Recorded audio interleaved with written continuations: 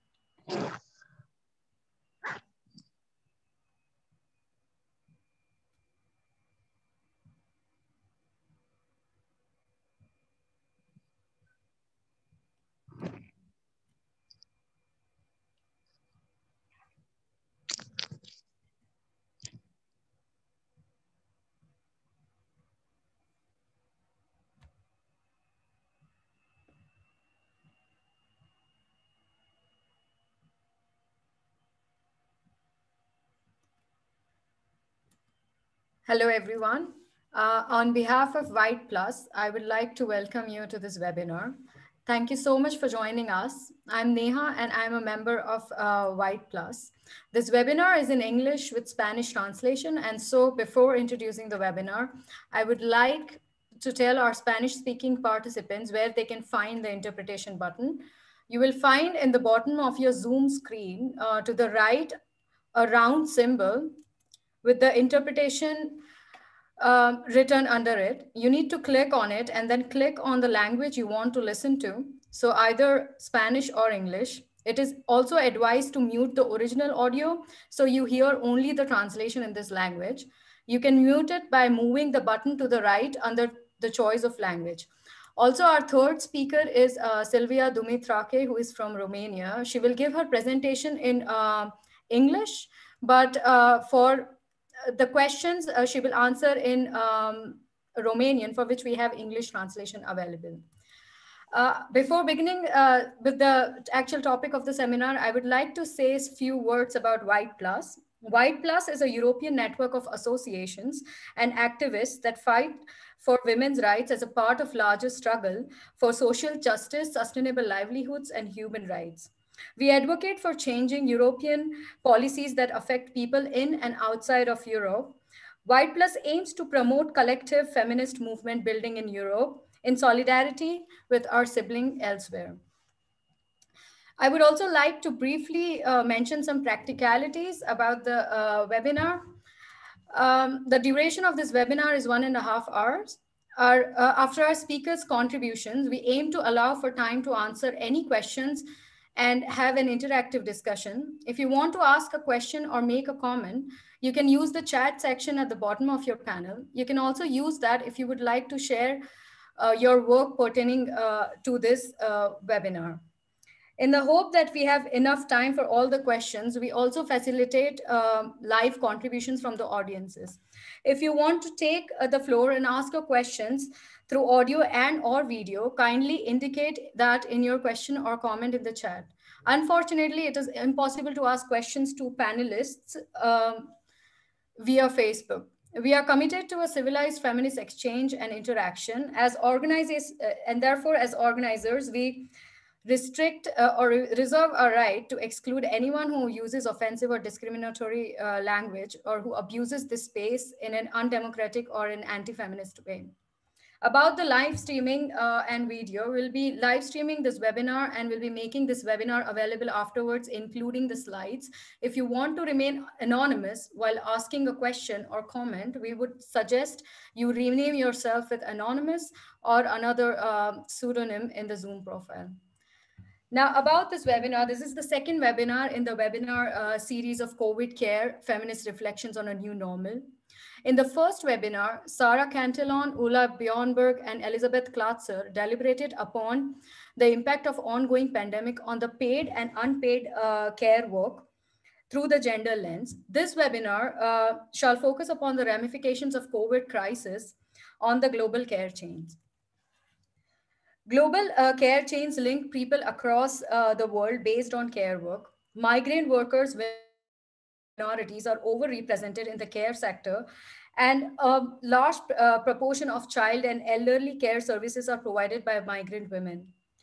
Migrant women workers are in a precarious position to begin with. And with the ongoing pandemic, this has only intensified the vulnerability that these women encounter.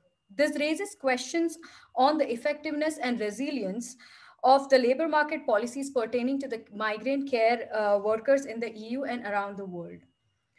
On one hand, the pandemic has made us recognize and appreciate the services of healthcare workers. And on the other hand, majority of migrant women workers providing health and social care facilities are themselves deprived of adequate care. Not only are they provided inadequate social protection, there is a care gap created in the respective countries due to such migration. Furthermore, their mental and physical condition is also deteriorating due to the constant drudgery of long hours put in for the care provided by them. The call for building back better gives us the opportunity to rethink the policies pertaining to migrant women workers who are facing challenges of discrimination and precarity. This webinar shall delve into the gendered patterns of migrant care workers with reference to global care chains, the pandemic, and future policy responses to mitigate the ever worsening condition of women migrant care workers. Now, I would like, it is my pleasure to introduce our first speaker, Helma Lutz, who is a professor of women's and gender studies at the Department of Social Sciences at Goethe University, Frankfurt, and has been an acting director at the university's Cornelia Goethe Centrum since 2015. Her long record of research is concerned with the intersection of gender, migration, ethnicity, and nationality in European societies. In this webinar, she will shed light on the impact of pandemic on the live-in care workers and the COVID-related transnational policies employed for such workers. Helma, you can now proceed with your presentation. Thank you. Thank you so much, Nia, and thank you, the organizers, for this wonderful occasion. I'm really, really happy to be invited, and also I'm so much looking forward to the discussion. I share my screen.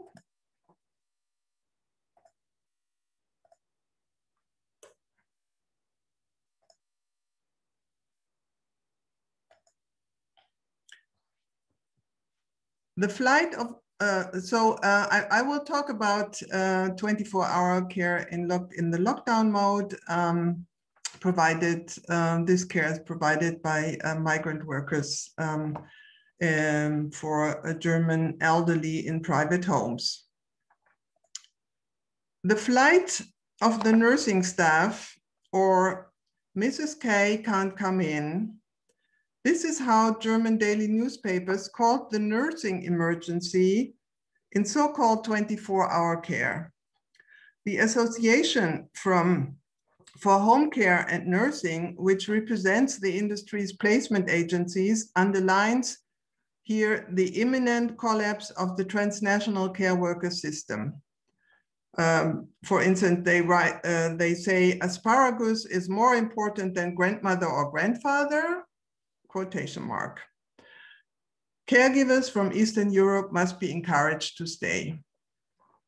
These examples illustrate a specific situation which emerged in March 2020 and has since then carried on, when many European countries decided to establish a lockdown against the coronavirus.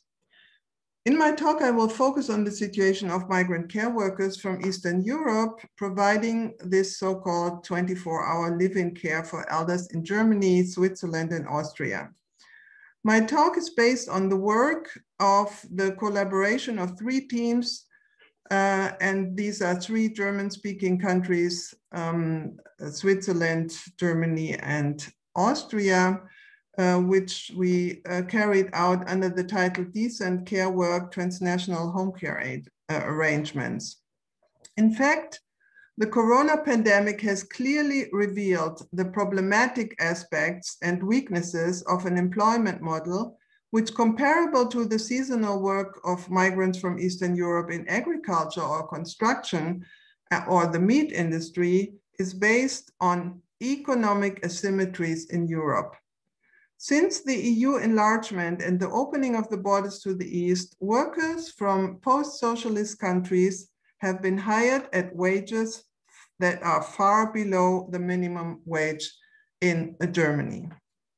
Today in Germany, an estimated 500,000 to 600,000 migrants from Central and Eastern Europe, the majority are women, provide this 24-hour care for elderly people in German households around the clock.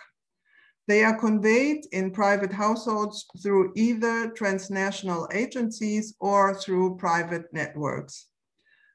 From the point of view of labor law, such employment is highly problematic, and yet there has been and is no debate about these migrant workers' conditions. Instead, they are advertised on the 500 websites of transnational placement agencies as a cheap solution to the care gap in the elderly care sector. So these are some examples. Domestic nurse help,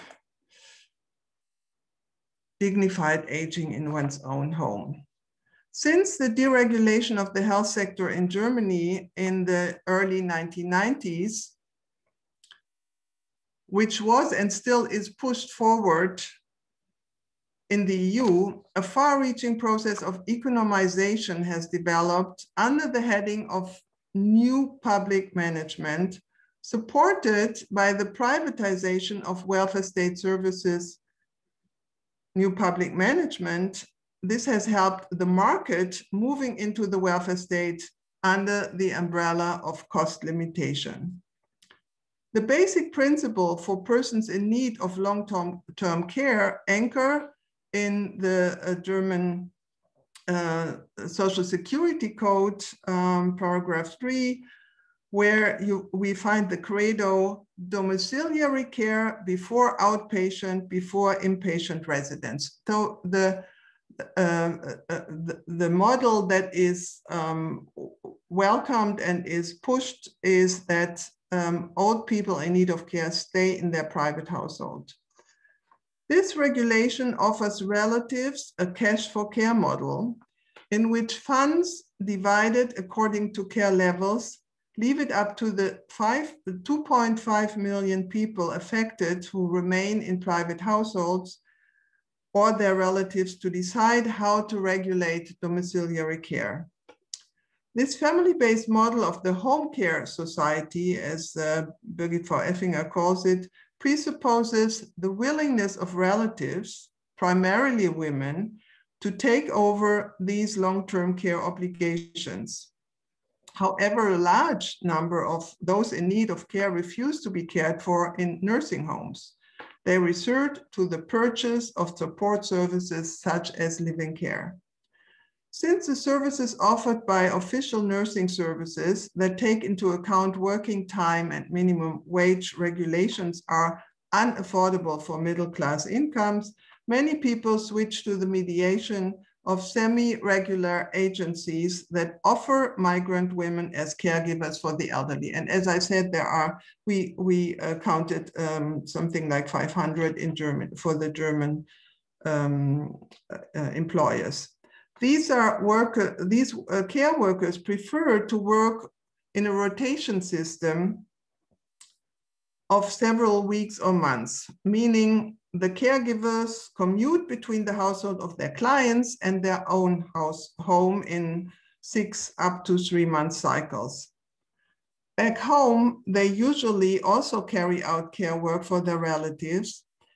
In the meantime, they organize alternative care solutions for the lack of their physical absence, for the lack of their physical presence in care of their own children and parents, whom they contact and supervise preferably via digital media.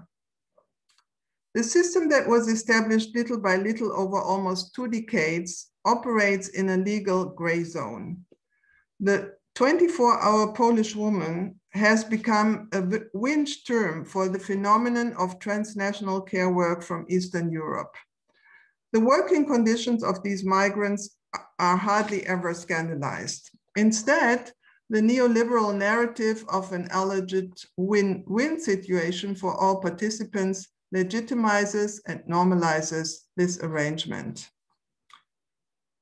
Today, Corona makes it clear how fragile a healthcare system is that has pushed forward the economization of care and nursing over the years. Instead of investing in the expansion of good nursing homes, municipal forms of care, and decent salaries for the carers, the German state exploits transnational economic differences to minimize the cost of caring for those in need of long-term care. Corona has illustrated that an invisible virus easily succeeds in developing enormous mobility, overcoming borders unnoticed and settling all over the world. However, the national responses, the closing of national borders has slowed down the circulation or the circular migration of care workers in complicated ways. As shown at the beginning of my talk, the reaction of German placement agencies was to demand a special regulation for these so-called essential relevant group and to relax quarantine regulations. In Austria, where the circular working system is legalized, hotels have been set up as 2-week quarantine sites. There, migrant women do not pay for board and lodging, but do not receive any income during this quarantine period either. In Germany, placement agencies recommend that employers should offer incentives to caregivers not to return home. The migrant women then find themselves in a loyalty dilemma. They neglect either their own family responsibility or the people they care for. Moreover, if they are unregistered, they are in danger when crossing the border and also have no legal access to the vaccinations at the moment. From our interviews with various actors during the pandemic in our 3 countries, we listed the blind spots of this debate as following.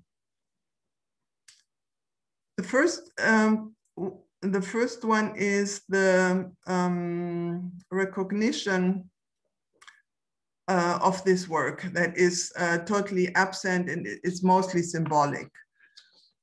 We have heard from migrant women that they could get a higher salary, but many of them haven't. And then also because this is based on a rotation system, many times the woman that was supposed to come to replace one carer would not have her income anymore because the other person stayed. Implemented measures ensured that elderly care recipients did not lose their live-in caregivers. So in a way that is a better salary was the reason. Living and working conditions of live-ins became even more precarious in many cases. So many times in Germany, the children were told that they shouldn't visit their parents. So the migrant carer was the only person totally in charge of everything that needed to be done for the elderly care recipient. The burden of care continuation was put on the care workers' shoulders. So, and also the extended rotations had various dangerous implications, like this complete isolation in the home of the employer. And of course, as I already said, there is the exposure to risk of contagion on journeys on either sides, one could say. And the cancellation of circulation, of course, caused financial hardship for those who stayed behind. When we look at the debate about the pandemic measures, we see that is in particular the placement agencies as the voice for the recipients or their families did take into consideration firstly the needs of the person that has to be cared for and not the needs of the care migrant at all. Measures taken were short-term solutions, failing to acknowledge the fragility and inequality inherent in these live-in care models. And of course, gender regimes continue female responsibilities for caregiving in the home care society. Exactly what was discussed at the last webinar. Care regimes further promote the economization of care, and employment regimes are shaped by power structures, and they use the economic asymmetries in Europe by exploiting migrants from Eastern Europe. Is there no alternative to this arrangement? Question mark. The loss of functionality and the control problems of today's welfare states are particularly evident here. The outsourcing of care responsibilities to migrants from Eastern Europe and the Global South is becoming a paradigmatic case in which benefits for the Western and Southern European states are created through playing off different forms of precariousness against each other. And in the German case, I would still underline something that I have been writing for years.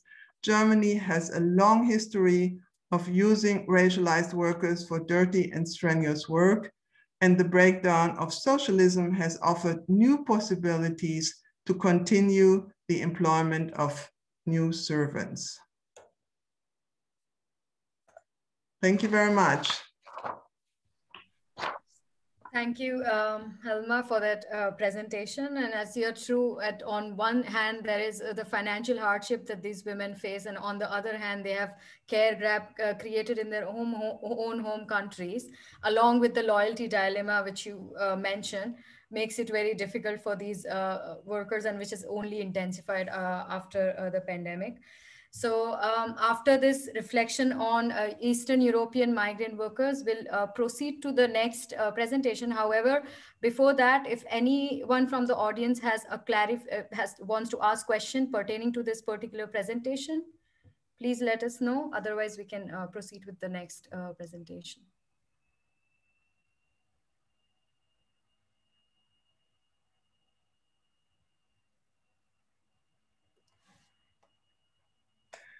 Maybe I can just say that I put in the chat the link to a collective article that we have written about the researchers from Austria, Switzerland, and Germany, and it's an open access article. So yeah, if anyone would like to look at it. Yeah, that would be great. Thanks a lot. Okay, now proceeding with our second speaker, who is she's Catherine Ebon, who is a scientist, teacher, and activist based in Germany since 2011 and continues her political work focusing on women's and migrants' rights. She's a member of the Progressive Filipino Women's Organization, Gabriela, Germany, and of the Interim Council of the Europe-wide Coalition for Migrants and Refugees' Rights and Welfare. She will speak about the problems Filipina nurses and domestic workers face in different European countries and about the recruitment strategies by the German state on the Philippines. Catherine, please proceed with your presentation. And thank you for joining us.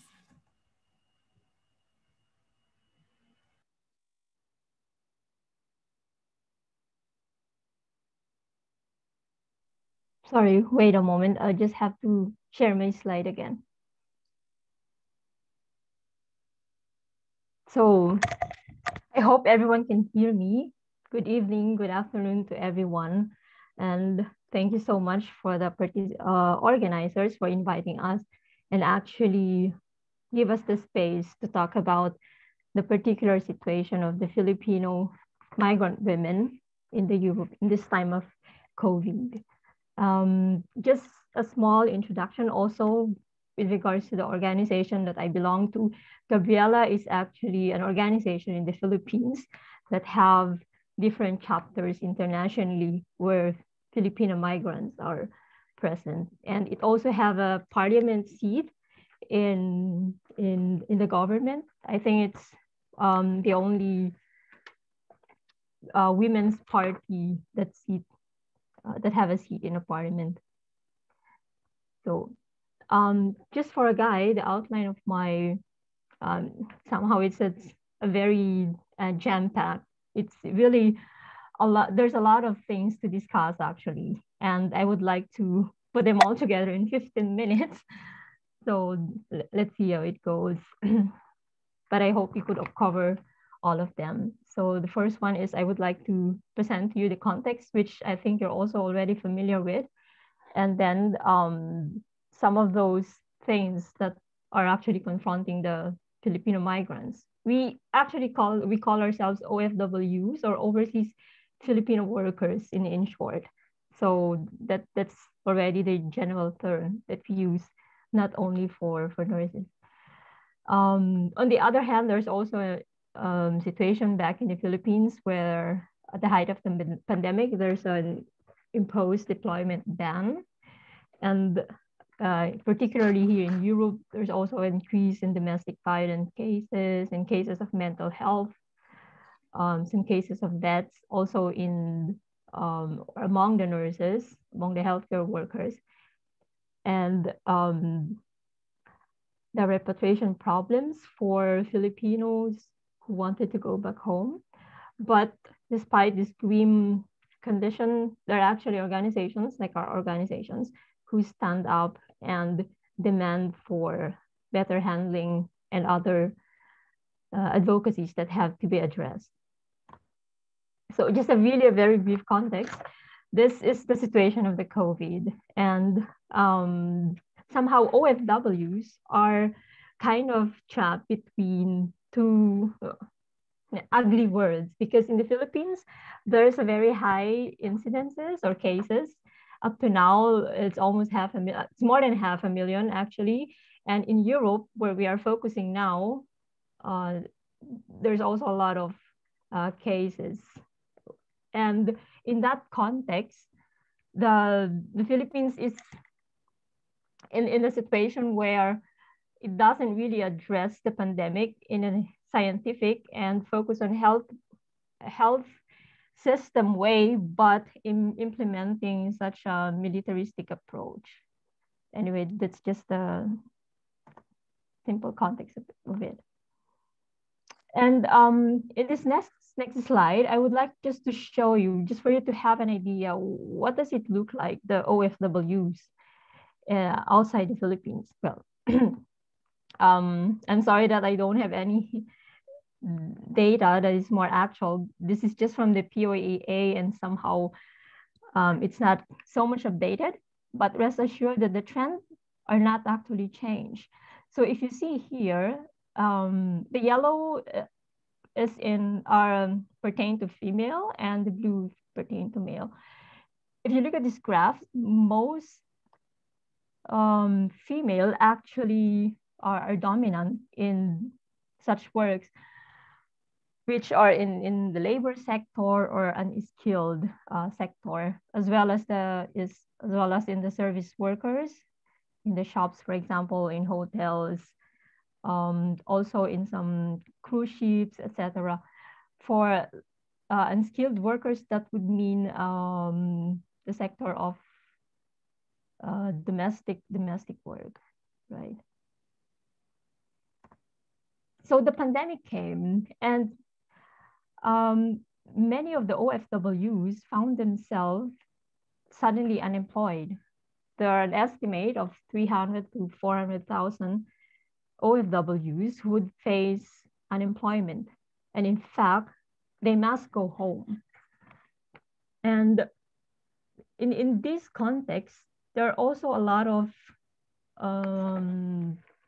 situations where, yeah, they could be employed, but in fact, because they're, for example, in domestic work, because their employers also kind of put in a situation where they got limited resources,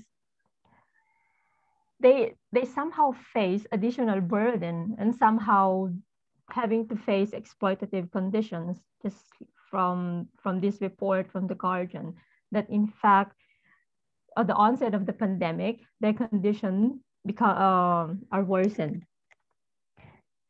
And just some few of those countries where there are really a lot of thousands who suddenly got employed. This is in the Middle East. There are many domestic workers there. There are also many domestic workers in Hong Kong. Also in Italy. In Italy, we have cases where some of the Filipinas have to stop working for some months or so because their employers cannot afford to pay their for the wages anymore. So there's also an added burden, because it's not only that they're supporting their family where they live, but most of the OFWs are actually supporting their families home. In fact, there are some studies that for every OFW, it's actually subsidizing 3 people back home. So at the moment, there are an estimate of 10 million Filipinos outside the country. These are only the people with documents. And if we account for those who are undocumented, it could actually double. So imagine how much the subsidies, or the amount of subsidies that are being sent to the country. And another thing that actually also kind of connected to the speech or to the contribution of Helma is that despite the fact that there are deployment bans, well, particularly in the Philippines, there are actually agreements between countries that allow the flight of health workers even during the pandemic. And one particular thing about this agreement, or one particular agreement, is this triple win project. This is actually an agreement between other countries. With one of them is the Philippines. As far as I know, Bosnia and Herzegovina and also Tunisia is part of this triple win project. And some of the provisions, or some of the reasons why this is called triple win, is that there are 3 main objectives that this agreement actually look into, and that it assume, I would say it assume, because in reality it doesn't really appear that all these three components are suffice. One is that they offer employment for the nurses that are actually do not have enough employment in their countries of origin. This could be true, but in fact, this is a perpetuation of the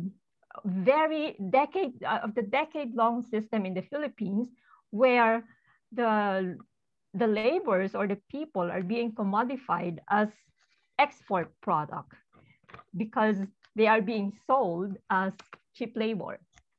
Another one is that triple win claim that it actually gives the opportunity for those countries where they're coming from to benefit from those remittances that the will be employed nurses will be sending, and that the country where they're coming from will be developed, which is actually also something very false and very untrue, because for decades, the Filipinos have been coming out of the Philippines, sending remittances. It never actually developed because, well, this might need another, a webinar to really closely look into this, but remittances are actually used to subsidize for the expenses of their families back home. It was never really put into projects or put into investment that can actually alleviate the conditions of the country as a whole, so that such export of labor will be minimized. It will no longer be a necessity. And the most recent, which actually also totally bared this neoliberal policies that the Philippines is also kind of following, is that they're making nurses, or there is like a bargaining offer of the Philippine government to send nurses to UK and Germany in exchange for vaccine, which is a blatant, yeah, how could I say, it's almost criminal, I would say, to do this in the face of a pandemic, where the fact that vaccines should actually be the priority of the government, it is using the nurses, the health workers, as the pawns or the commodity, so that it could fulfill its duty to provide vaccines for the people. So just go, as I have said, I have already discussed some of the particularities of the triple win project. So I think just to get the gist of it, it's not actually true that the countries that are sending and the nurses that are being employed are winning in this situation. At the end of the day, we can see that Germany wins in this agreement. It has secured itself a very almost bottomless source of cheap labor to address the need of Germany. And of course, there are so many nuances of this agreement, because in some cases, we have talked to some of the nurses. In fact, when they come here, so imagine, just also to give you an idea, our nurses have to fulfill 4 years of university college degree. And they also have a national exam. They have to pass that exam in order to practice their profession. So they are I would say they are highly qualified. But when they come here and land here, they're actually regarded as someone who could fit into the position of assistant nurse until fulfilling certain qualifications. And this lasts until like 2 years. And also there are cases that if you do not fulfill this, especially in terms, especially that it is so much tied to the language, it could happen that you don't fulfill it, and then you will be sent back home. So there are these added intricacies, added nuances that this triple win project doesn't actually consider, and still a very important talking points. In fact, to further intensify or amplify all these situations that our nurses are facing here, especially, for example, events like this, such as the webinar and so on. So I will just go through here very quickly, but I think it's also common. It's not only for Filipinos, it's not only for OFWs or for Filipino women, but the World Health Organization have acknowledged that the violence against women actually increased, of course, because of the fact that the families have to stay home 24/7, and you somehow have that higher potential for the man to abuse the woman because they are there together. Of course, the added stress of perhaps staying home to work or having to lose your job also added to this kind of conditions or risk that women are facing. And along with that is the mental health problems, especially in the UK. For here, women are kind of more, I would say, reserved, but we have cases here in Germany as well. But in UK, we really saw a kind of surge in these cases, and women really crying for help in different well, related agencies. And this is related with mental health. There are also cases in Denmark where au pairs are actually kind of, well, this kind of seclusion add to this mental health problems, and they also need a lot of assistance. So maybe I will, I'm sorry, the death is also somehow very high among BAME. If you're familiar with this term, it's called the Black Asian Minority Ethnic. Somehow they still want to study why is this so, but it's already been reported that especially in the UK, there are many health workers who actually die, not necessarily from the virus, but also from compounding causes. And also because the demand for work, I mean, long shifts, lack of sleep, also perhaps your worry about your family back home, because the Philippines is also not in a better conditions. Things like that are some of the, well, suspected causes of such deaths. And well, to add injury to that, actually, the fact that we are already facing here challenges and problems, and no help is coming from the side of the government, when OFWs actually are lucky enough to go back home, they are not being treated as human beings. So there's no humane system to repatriate overseas workers. They are left on the streets, like literally on their own devices. And there's no quarantine system at all. And in fact, there's one documented case where one repatriated OFW out of frustration committed suicide because it's just perhaps too much for such a condition to bear. But as I have said, despite of all these grim realities or grim situation, the lack of support from the government, I mean the Philippine government, and also the perpetration of this kind of arrangement where health workers are actually so much commodified, there are many responses, positive responses from different organizations, and that range from having campaigns that actually push the government to address the pandemic, not in a militarized way, but to focus it in really taking into account the health of the people.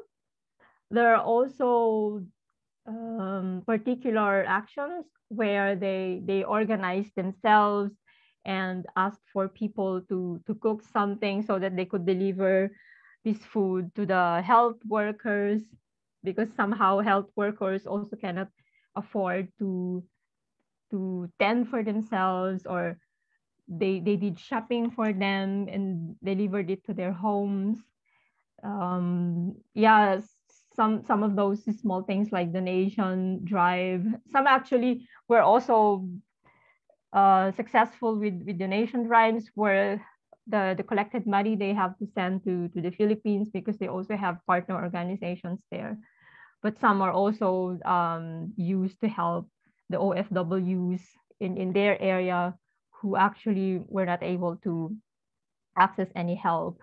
Of course, there's also a compounding effect to people or to migrants who do not possess legal documents.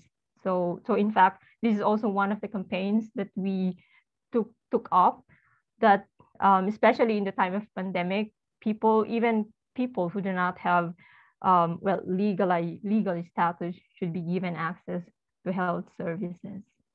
Yeah, and of course, webinars like this, what you're doing, especially on issues on mental health, domestic violence, and how to stay healthy and the like. So I guess I would wrap up my talk here. So again, thank you for the invitation, and I would be very much looking forward to the discussion. Thank you, Catherine, so much for this presentation and letting us know about the initiatives like Gabriella, which is working for such migrant workers. Also for highlighting the dehumanizing of workers from certain countries, healthcare workers from certain countries, and taking advantage of their vulnerabilities. Also about commodification of workers, especially what you said with reference to the in exchange of vaccines. That was really horrifying. But yeah, thank you for highlighting the Triple Win project and the limitations of such projects which are not taken into consideration and sold as something which is good for such workers.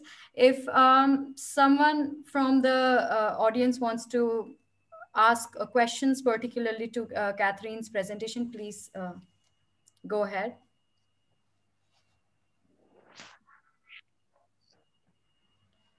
Okay, so otherwise we start with the third presenter for this webinar, Silvia Dumitrache, who will be talking about the Romanian women in Italy and their condition, about the Italian syndrome. So first I would like to thank you, Silvia, for joining us. And Silvia works in the social, cross-cultural and communications fields, a Romanian native living in Italy since 2003. She is the founder and president of the Romanian Women's Association in Italy, ADRI. She voluntarily coordinates a transnational project in support of migrant families, is constantly involved in social solidarity, networking, facilitation, and advocacy activities for assuming responsibility to safeguard the rights of children, women migrants, and the migratory family. She's also a member of the Romanian Women's Lobby of the Romanian Independent Working Group Against Trafficking in Persons and Smuggling, and a founder member of the Association Citamondo in Milan. In this webinar, she'll discuss the Italian syndrome with respect to the Romanian care workers in Italy, along with the care gap created in Romania. Silvia, please go ahead. Thank you. Thank you. And again, thank you for your kindly invitation to this webinar. Very, very important for our citizens. Okay, I will try to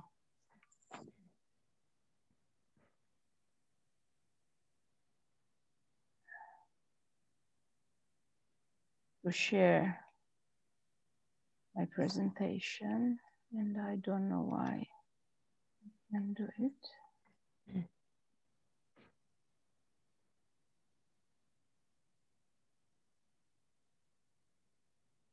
I can't do it, I don't know.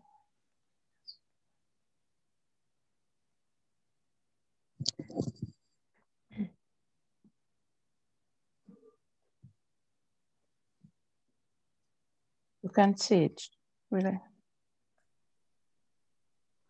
Can yes, you see? Yes, yes. Okay. Yes, thank you. Oh, thank you. Okay, let's start. Our association is Romanian Women in Italy, in Milan.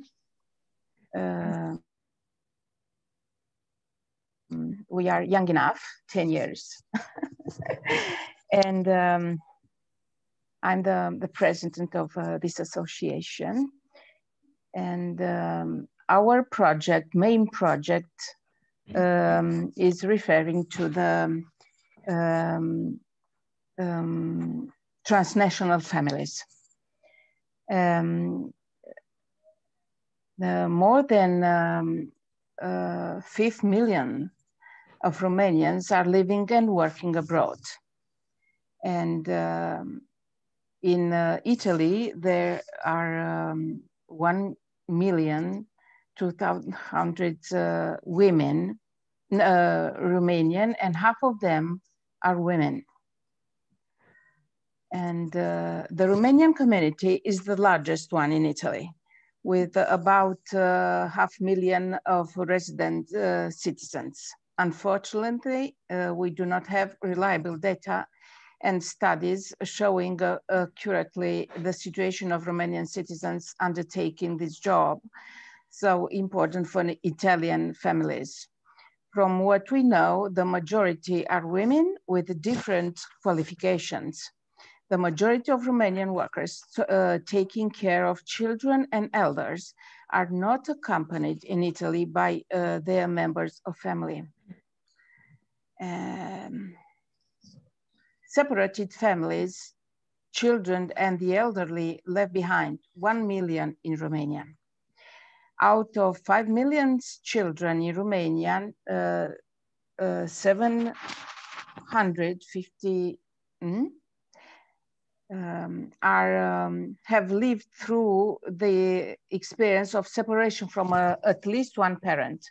According to UNICEF, 350,000 children have at least one parent who left to work abroad, mostly mothers. Domestic work involves over 2 million domestic workers, of whom only 859,000 are legal, and 1.5 million families allowed to stay to save to 10 billion euros for assistance to the elderly. 5 out of 10 retirees cannot pay a caregiver in Italy. The Italian government's attempt in 2020 to regularize foreigners without an employment contract has not been a success. Too much bureaucracy, taxes, and unclear provisions had led to the regularization of 1 in 3 undeclared workers. As far as domestic workers are concerned, the bankruptcy is even more dramatic. 107,000 illegal reports have emerged referring to workers without a residence permit, a situation in which about 250,000 people were found, but still 1 million Italian workers remained in the shadows. EU citizens or any case legally residents in the country for which it is more convenient not to declare anything. The category of caregivers has been ignored by the Italian government during the pandemic. They were not given any financial assistance. The caregivers who returned from Romania did not have any place to quarantine. They were not allowed at their workplace, hotels who were too expensive. The Milan City Hall provided free hotel rooms for only a handful of people. Many were stuck in Italy and couldn't go see their families. Many lost their jobs because the families they assisted worked from home. Many accepted reduced pay or worked illegally. Longing for one's children is the most unbearable suffering for the Romanians working abroad, more painful than the feeling of temporary status of their lives as migrant workers in Europe. You can make money, but the distance from your child kills you. Domestic work is today one of the most tiresome and consuming jobs. In many cases, caregivers carry out stressful and dangerous jobs with a too high toll for their health. Only a few caregivers turn to a doctor, even though they suffer from insomnia, anxiety, or depression. The absence of national controls leaves too much room for labor exploitation, abuse, and ill treatment by their employees. There is a specialized clinic in Iași, Romania, where hundreds of caregivers have been hospitalized in past years because of depression and other psychiatric disorders. Romanians comprise the largest group of migrant workers in Italy, but when they go back to Romania, usually these women find broken families, grown-up sons who do not recognize them, and husbands who squandered their money and left them. The mental disease that results from the impact that work-based migration has on these women is called the Italian syndrome. More than a disease, the Italian syndrome is a medical social phenomenon, explained Petronella Nakita, who is consultant psychiatrist at the Iași Clinic. Many domestic workers, mainly women, live in the same house with the assisted person and work without respecting rest periods, with a high risk of suffering from the burnout syndrome, a kind of stress afflicting several workers and professionals dealing with interpersonal relations activities. Often workers are left alone to care for elders, and they feel even lonelier because of the separation from their families. It is not only the women working in Italy who are affected by the upheaval. Impact is also felt in their families and in Romanian society as a whole.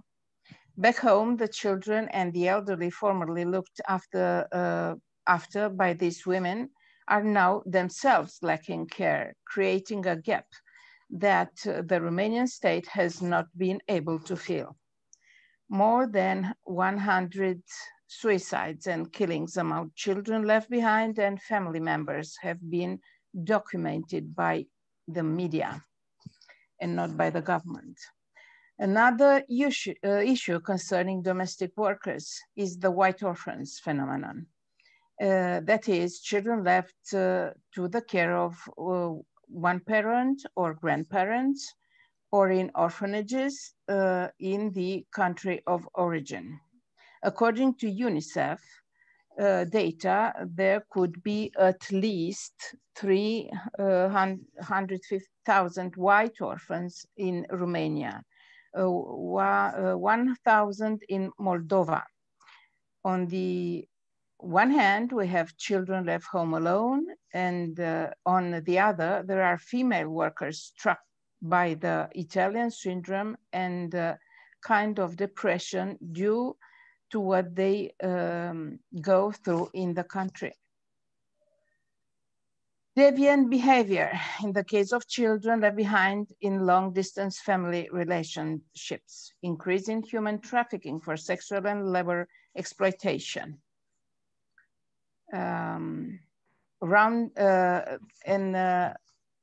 These are some of our main activities with the institutions in Romania and at European level. And I'm giving you the floor, and thank you.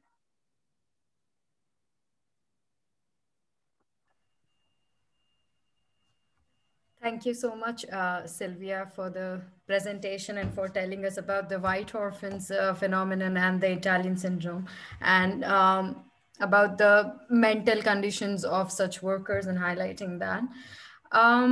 Now, if anyone has from the participants have a question about Sylvia's presentation, please let us know. Otherwise, I'll proceed to the discussion part. So before I pose a question to the speakers, I would like to ask if the other speakers have comments on their presentations internally, so that we can start off our discussion. And then I would like to ask a few questions to the speakers.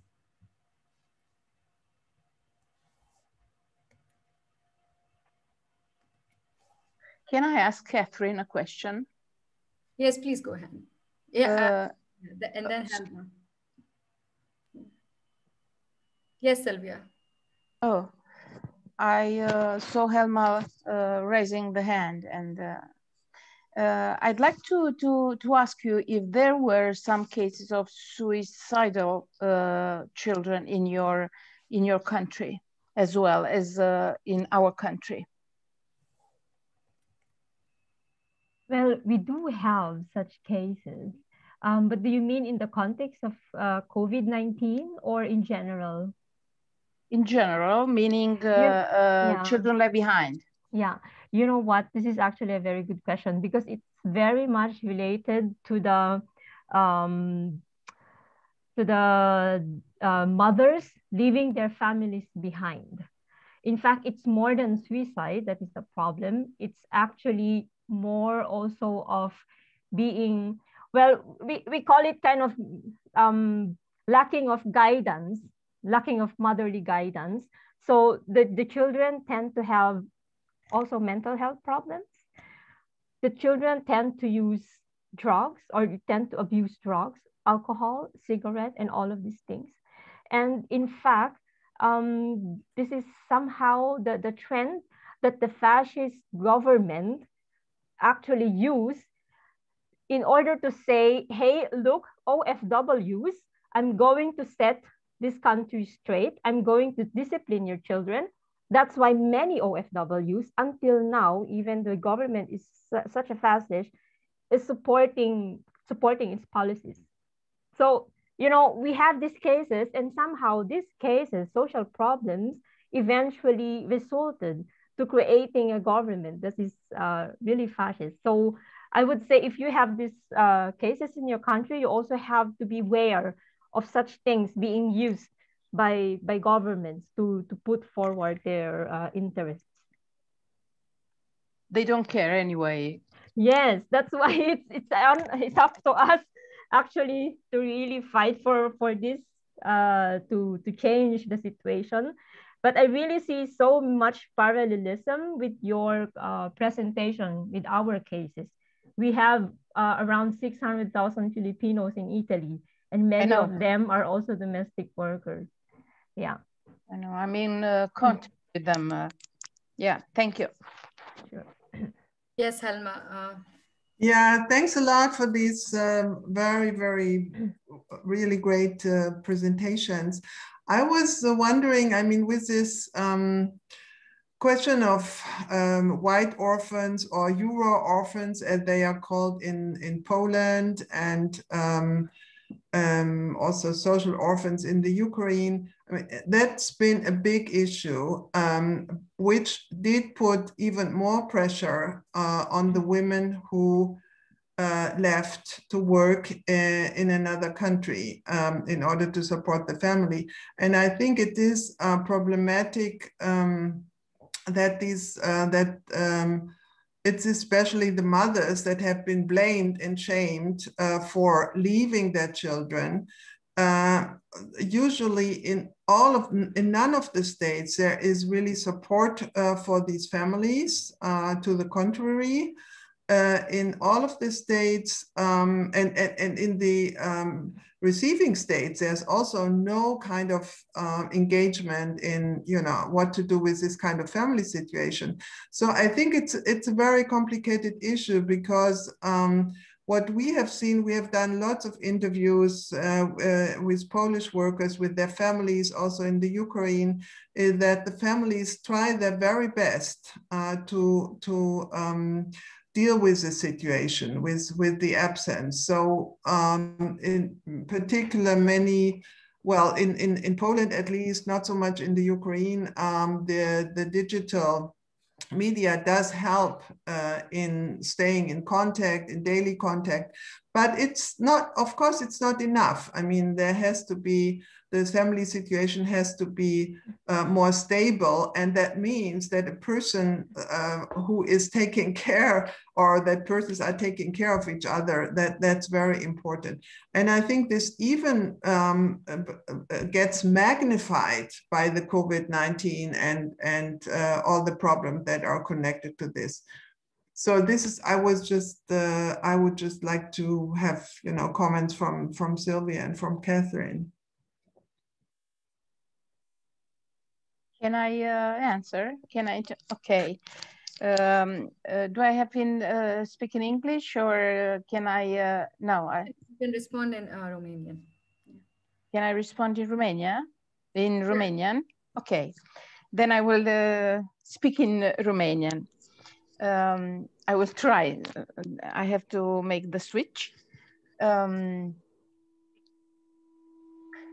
Această problemă a copiilor singuri acasă, foarte bine cunoscută, național și european. Păcate, este mai interesant economic să pui reflectorul pe persoană singură, tată, bunic, mamă, pentru că produc de manevrat, decât să pui în lumină importanța familiei a societății. Se cunoaște că un bărbat, de pildă, care se reunește cu familia în străinătate, este mai greu atras în activități care au legătură cu drogurile, cu malafare, cum se spune în Italia. Se cumințesc dacă se reunește familia. Același lucru nu se întâmplă însă în România, unde copiii care sunt lăsați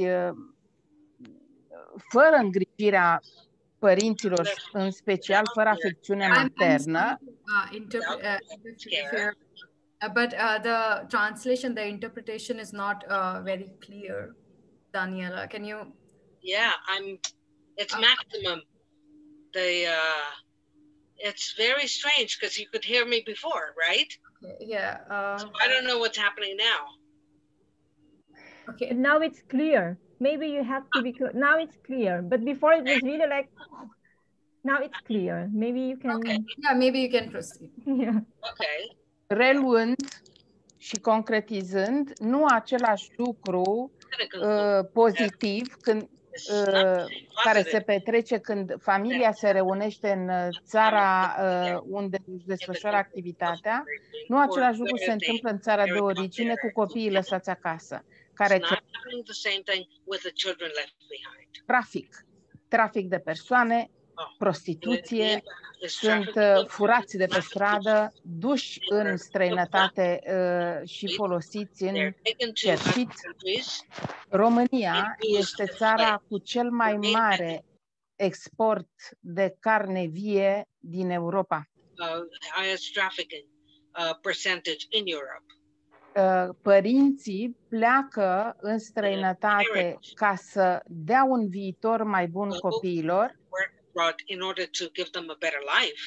Din păcate, unii dintre aceștia, ca să nu spun mulți sau puțini, pentru că nu a existat până acum interesul, voința politică ca să se facă o cercetare asupra acestui fenomen. Sorry, can I interrupt? I think the problem is, Sylvia, that you also have the translation on and you should put yourself on original audio.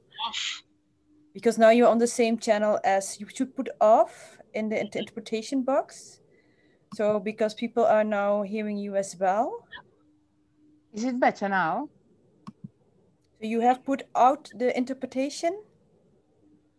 Yeah. Yeah. Okay, we can try. Off. Off the interpretation in your case. Or Sylvia, if you just have a short comment, then you can just make it in English if you want. I think it just works if she maybe continued. Okay, let's see. Let's see.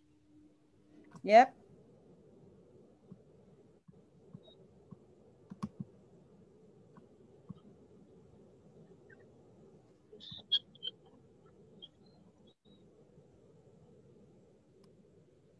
Dacă să pui Off la tine traducere.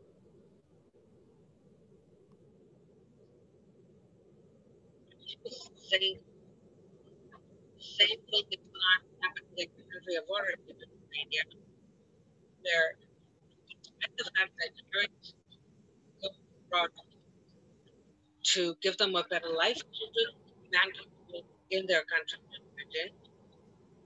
So the reverse phenomenon actually occurs. Some resort to drugs, alcohol, abandoned school. They're used by grandparents for farming activities.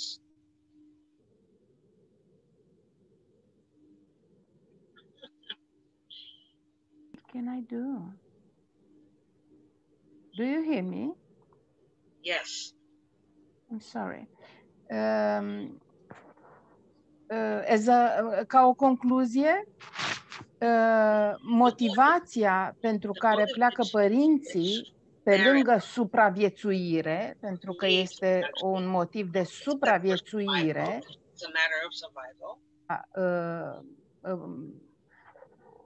unor joburi plătite cât să poți să te descurci de pe zi pe alta, statul este exact invers de cum s-ar fi așteptat părinții să se întâmple. Mulți dintre ei, probabil, dorințele pe care le-au avut neîndeplinite ei în copilărie le reflectă asupra copiilor. In their childhood actually reflect on their children. Care copii le spun, nu-mi trebuie calculator, I don't need a computer. Nu-mi trebuie jucării, I don't need toys. Eu vă vreau pe voi acasă pentru că am nevoie de voi. Back home because I need you. Părinții nu înțeleg Parents do not really understand. Pentru că nu sunt capabili. They're not capable to understand these thoughts, feelings. Pentru că ar trebui să fie ajutați să aibă parenting online, să fie ajutați să fie părinți la distanță. Guidelines online to be helped to be better parents.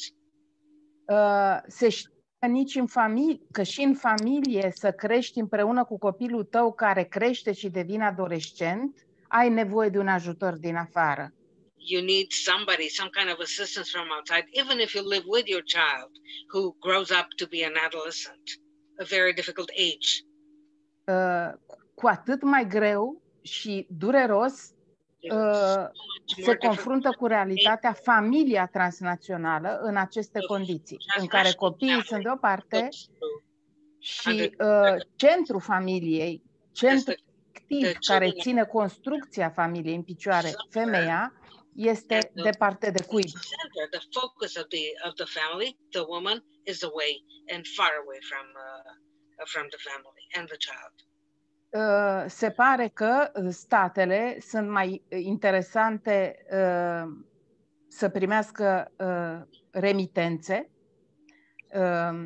Apparently, the states are more interested in getting the remittances decât să fie atente la problemele reale cu care se confruntă cetățenii lor. Their citizens are confronted with. One thing. And I'm if you aș vrea să mai adaug faptul că ca o consecință a acestui exod a mamelor nu este numai traficul de persoane, cerșetăria și prostituția. Dar România este țara cu cele mai multe nașteri în rândul adolescentelor minore care abandonează copiii în maternități. Și ca o consecință va fi a treia generație mult mai afectată psihologic și afectiv decât cele dinaintea lor.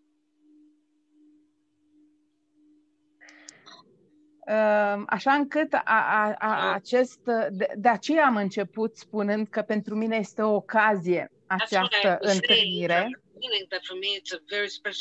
pentru a vorbi în sfârșit despre persoane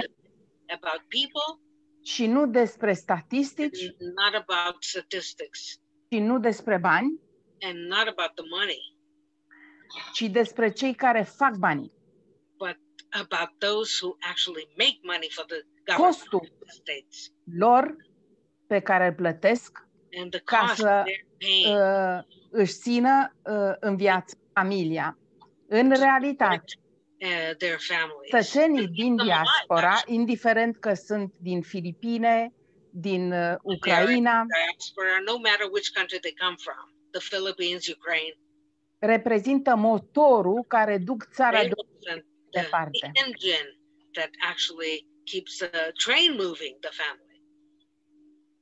Iar femeile sunt cele care contribuie la dezvoltarea țării de origine. And the women are those who actually contribute to the economy of their country of origin. Trebuie să mă opriți, că eu altfel vorbesc până mâine. Silvia, tu trebuie să pui off la traducere ca să pot fi eu auzită, că altfel ne auzim amândouă. Problema. Eu te aud pe tine. Problema e dacă mă aud Dacă pun off, eu nu te mai aud. Pun încă o dată, dar eu nu te aud dacă pun. Să auzi tu pe mine. Ceilalți trebuie să mă audă pe mine. I'm sorry. I was just explaining. Yes, great. Yeah. Because we have still 10 minutes. And maybe we can take a bit longer, but we have a lot of questions. So maybe we can try to look at the questions.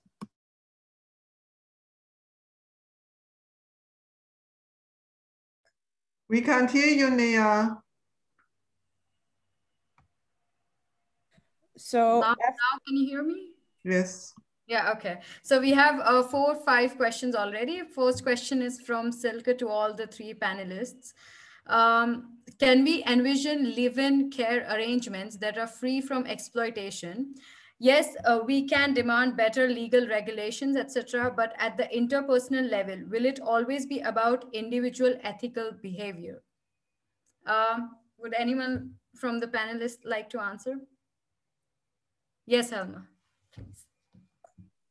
Yeah, thanks for the question. I think it's very important. I have once coined this term of the universal employer.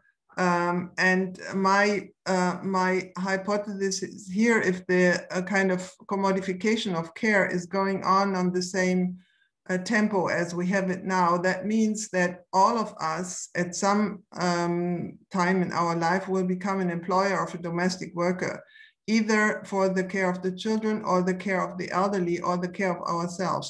So this question of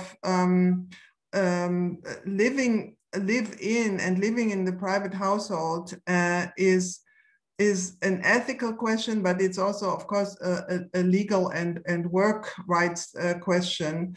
In many cases, it's not decent. In most cases, the salary is low. In most cases, exploitation is connected to this. Already, I mean, in Germany, calling this 24-hour worker, right? I mean, you cannot work 24 hours. But this is what also the placement agencies suggest when they place the migrant workers, that these workers, they can get and they have to get up in the middle of the night. They have to be on call all the time. So I think the private household, in particular in Germany, where we have in our legislation the right of privacy for households, so that the private household is not supposed to be raided easily. So, I mean, this is, I think it is not a good idea to have this in a private way. And maybe I can add also something. Krista asked this question of the ILO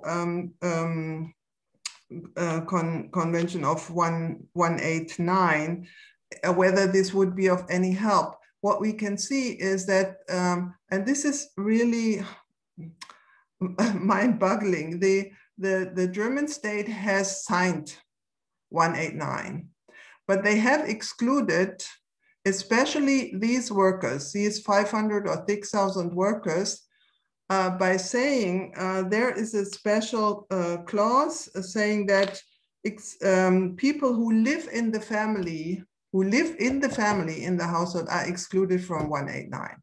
So, I mean, why, this is the largest group, but they excluded this by that. And of course, there are lawyers who are trying to change that. And there's also the union who is trying to do work for this, the fair mobility, they call themselves.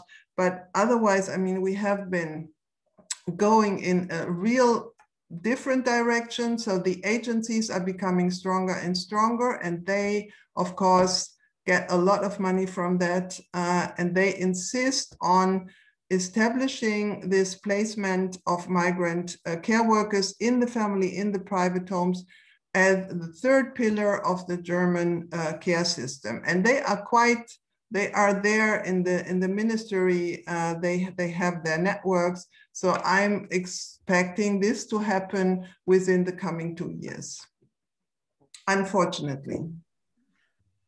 Thank you so much, Helma, for covering both the questions. Yes, Sylvia, you wanted to add something? To add something, I will tell in Romanian, okay? Daniela is watching me.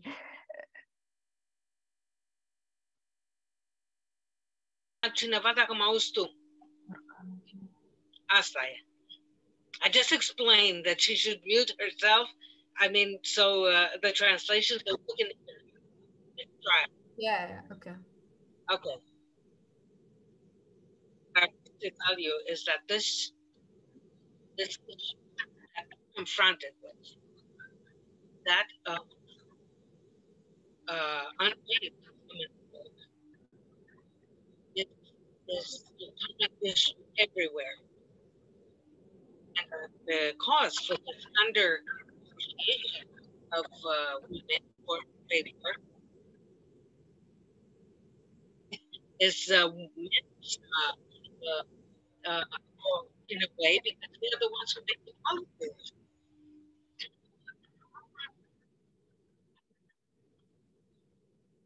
It goes in the family. It's the grandmother, mother, who does the same.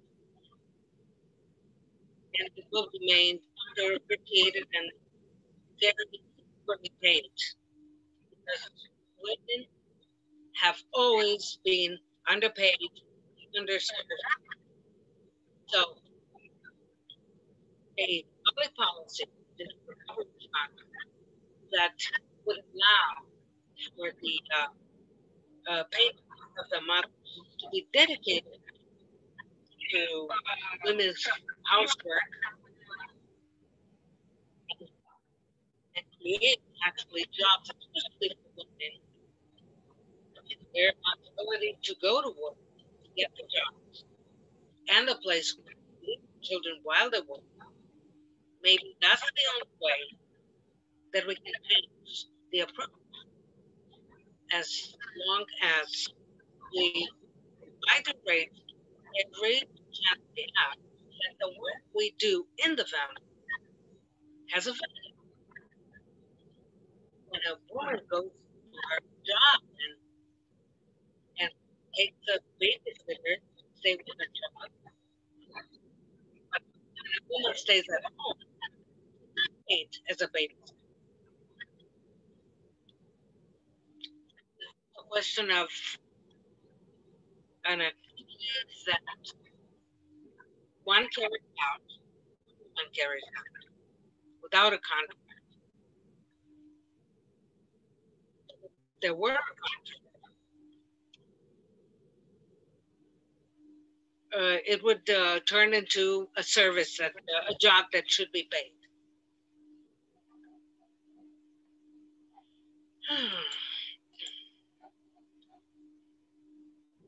I'm not sure what to do about the translation. I am speaking and I am translating. Yeah. I don't know who can hear me, but Sylvia should not hear me so that the others can hear me. Yeah, it's okay. We are facing a bit of a hitch, but at least we get the gist. That's fine. It's okay. Because I'm doing simultaneous translation, and Yeah, that's why you cannot hear or understand her, but you cannot understand me either, because we're speaking at the same time. That's what I'm reading from the chat. Yeah, it's completely okay. I think we are facing some glitch, but okay. Is it You okay? didn't understand me. Is that so? You did. Oh, no. Traducerea mea, din cauza că tu ești pe același canal. No, eu am dezactivat și nu te-am mai auzit. Nu te-am mai auzit eu pe tine. No, okay, no. she did not hear me before, so it's still very strange. I'm on the English channel, right? Maybe, it's maybe the audience should know that they have to click Japanese or something. I'm very sorry you couldn't understand me. It's okay. Maybe we can. Is it okay if we proceed with the next question? But like, thank you so much for making the effort. Yes, I think there's some problem with the. I'm sorry. It's completely okay. Maybe we proceed with the next question. I think Ula is asking: is there any reaction in the EU or ILO to regulate this unacceptable and inhuman situation of migrant care workers? So maybe. Alma or Catherine, now would you like to respond to that? Maybe Catherine starts. Yeah. Honestly, I'm not so much familiar with anything in ILO or the EU that safeguard the rights of migrant workers, especially the migrant workers who are actually receiving the least wages, or those in the sector of service, those in the even health workers, even during the time of pandemic. What I know of, in fact, is 2 years or 2 years ago, there is this so-called Global Forum on Migration and Development, and we actually have a very critical position, I would say, against it, because it's a perpetuation of this globalized world where it's actually like a modern market for labor, where those who sit there negotiate where they could avail of the cheapest labor. And this has been always the case. In fact, I would like to add into this also first question that so long as this relationship or the systems in place where the southern countries, or I'm sorry, also here, the countries where we say they are developing countries, are geared towards supplying the demands of the more industrialized countries, and really forgetting that they also need to develop and industrialize, this chain will never break, because this will always create the condition where people actually will be forced to migrate because there's nothing left back home. And this is one of the very critical thing that the GFMD should address, but it's not actually into that position. In fact, it's like the liaison for such slave trade, I would say, or this market. Yeah, maybe I can just shortly jump in. No, there is, I mean, the ILO is celebrating this year the 10th anniversary of this convention, right? 189. And the complicated thing with this is that the ILO is a toothless tiger because they do not have the possibility to change the laws in the national countries. So in the EU, actually, this the deregulation of posted workers and of self-employment has already started by the end of the 1990s and is now coming to or has blossomed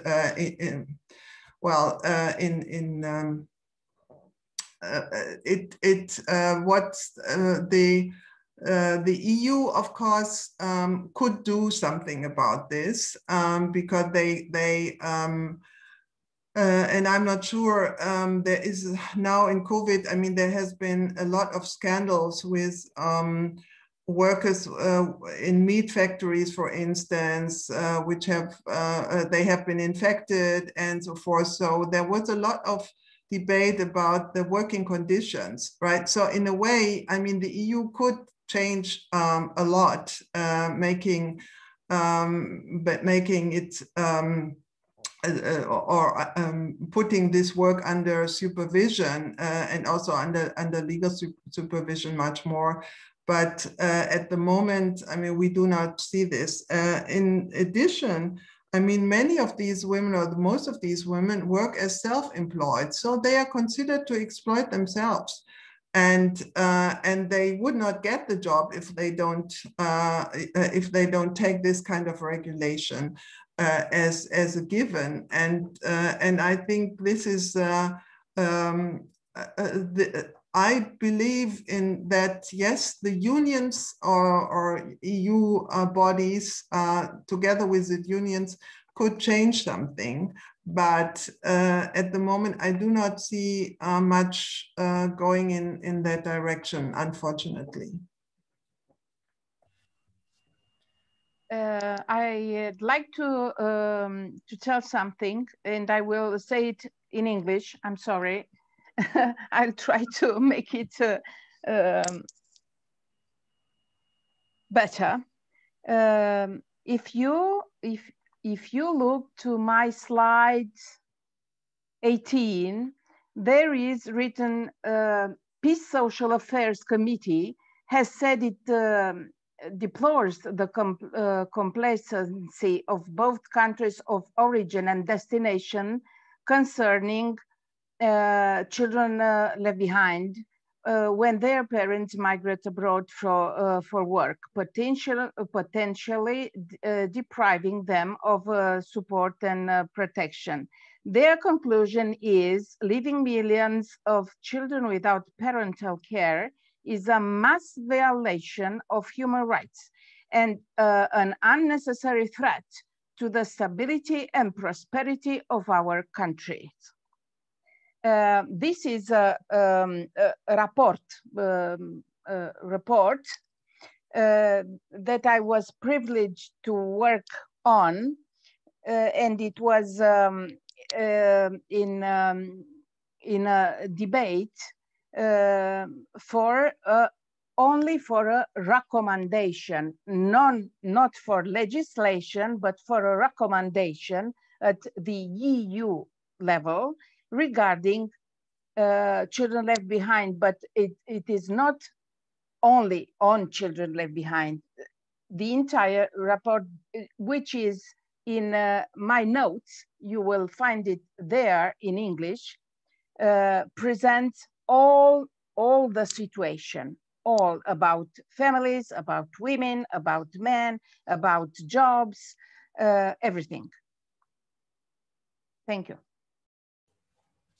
Okay, so we still have a few questions, but we are running out of time. So we'll collect those questions and try to answer it in the follow-up session after this recording. And before that, I would like to take this opportunity to thank all the participants and especially the speakers, because this was an interesting panel discussion, which we had, and you could answer, you could speak on different countries. We got insights from different places, migrant workers from different places. Thank you so much for joining us for this discussion, to the speakers and to the participants. Thank you for this opportunity. Hi. Yeah. I hope we'll keep in touch. Okay. Yeah. Okay. Thank you very much. Thank you so much. Thank you so much. Very Bye. informative. You did well, Daniela. It was fine. I'm sorry. Yeah, what I was just saying, I can offer to translate post the webinar, whatever